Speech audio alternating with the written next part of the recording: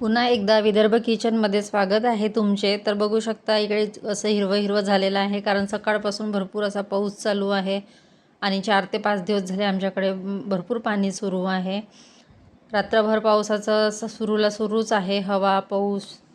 तर इथे मुलीला सकाळी प्रॅक्टिसला जायचं होतं, ती तयारी करून आहे, पण पावसामुळे थांबलेली आहे. पाऊस कारण इतका चालू आहे की थांबण्याचं काही नामनिशाणच नाही आहे.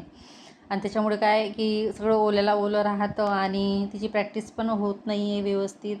त्यामुळे मग ती आज बोलली की मी जाते. मी म्हटलं राहू दे, पाऊस भरपूर आहे, पण ती ऐकायला तयार नव्हती. आणि इथे बाजूच्या स्लॅबवर बघा किती पाणी साचलेलं आहे आणि भरपूर पाणी असल्यामुळे मच्छरही खूप झालेले आहे. आमच्याकडे तर झाडं आहे, त्याच्यामुळे डास भरपूर होतात. दिवसभर दार असं बंदच ठेवावं लागतं, ज्या बाजूनं झाडं आहे त्या बाजूला. आणि इथे मी भांडे घासलेले होते, मिक्सरचं पॉट सुकत ठेवलेलं आहे, कारण पॉटचं काम पडतं. आता ऊन तर नाहीच आहे, ते थोडा वेळ फॅनच्या हवेमध्ये ठेवलं की सुकून जातील. त्यानंतर इथे शेंगदाण्याचे लाडू आणलेले होते तर हे लाडू काढून ठेवायचे होते, ते राहून गेले. त्यानंतर इथे दुपारच्या जेवणामध्ये केलेली होती मी बरबटीची सुकी भाजी. तर याची रेसिपी मी पूर्ण व्हिडिओ अपलोड केलेला आहे.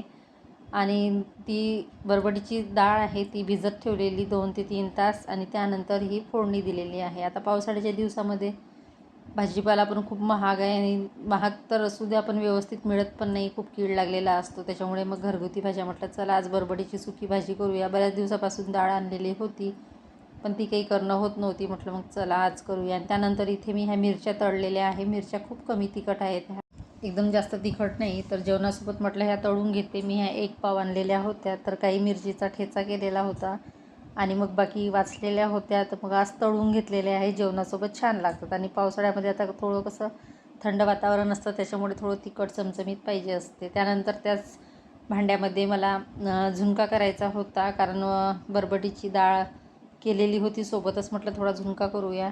त्यासाठी इथे मी टोमॅटो, कांदा, मिरची वगैरे घालून केलेला आहे. अगदी कमी करणार आहे, कारण की दुसरी पण भाजी आहे, त्याच्यामुळे काही जास्त करणार नाही.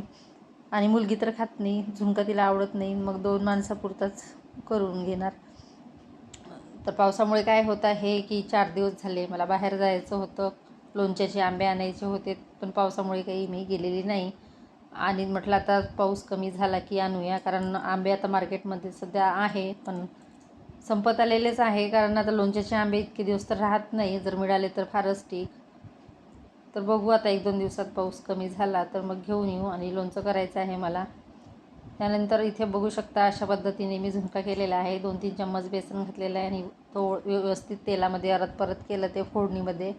त्यानंतर इथे पाणी पाहिजे तसं. आता इथे भातासोबत खायचं आहे, तर थोडं मी पाणी जास्त ठेवणार. आता इथे भाजी झालेली आहे बरबटीची. छान लागते ही भाजी भाकरीसोबत, चपातीसोबत, आणि मुलांच्या टिफिनसाठी पण मस्त होते. याच्यामध्ये थोडे जर आपण मिक्स मुगाची डाळ वगैरे टाकली तरी पण छान होते. त्यानंतर स्वयंपाक होत आलेला आहे. आता इथे चपात्या करून घेते. भात केलेला आहे, झुणका आणि बरबटीची उसळ, सोबतच तळलेल्या मिरच्या आणि चपात्या. तर असं आजचं दुपारचं जेवण होतं. जेवण झालं की मग दुपारचे कामं भांडे वगैरे असतातच. आता बाहेर पावसामुळे तर असं दुसरं काही करता येत नाही, एक्स्ट्राचे कपडे धुता येत नाही, काहीच नाही. तर इथे चपात्या वगैरे करून घेतल्या आहे. त्यानंतर याच्यामध्ये ह्या डाळी काढायच्या होत्या मला. ही बरबटी आहे, पांढरी बरबटी. डबे खाली नव्हते, त्याच्यामुळे मग ती पॅकमध्येच ठेवून दिली. तर आता हा डबा, याच्यामध्ये मी आवळ्याचं लोणचं केलेलं होतं, तर तो डबा घासून घेतलेला आहे. लोणचं संपलेलं आहे, त्याच्यामुळे मग म्हटलं या डब्यामध्ये ते डाळ ठेवली. त्यानंतर इथे भाजीपाला आणलेला होता. बटाटे, पत्ताकोबी, गाजर, काकडी आणि कोथिंबीर, अद्रक, मिरची. दुसरं काही भाजीपाला आणत नाही, कारण भाजीपाला काही व्यवस्थित मिळत नाही.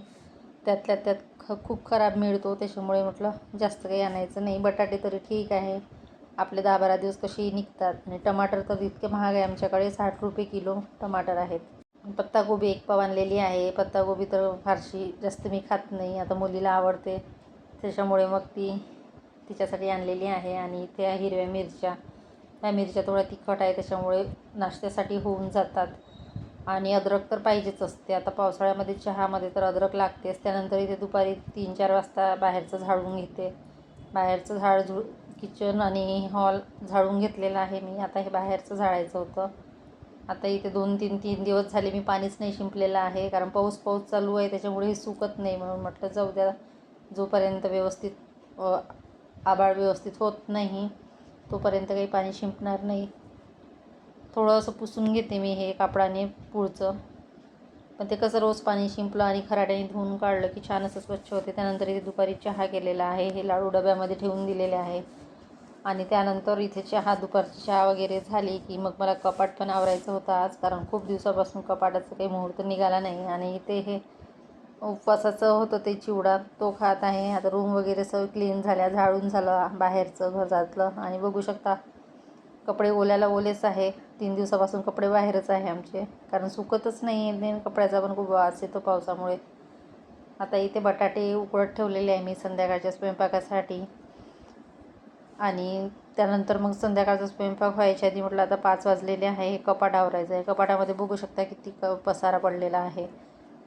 खाली तर इतका नाही, पण वरचे 2 कप्पे तर खूपच होते. तिथे कपडे वगैरे खूप झालेले होते. मग म्हटलं ते आवरून घेते, नंतर हे संध्याकाळचं जेवण. चला भेटूया नेक्स्ट व्हिडिओमध्ये. Bye bye.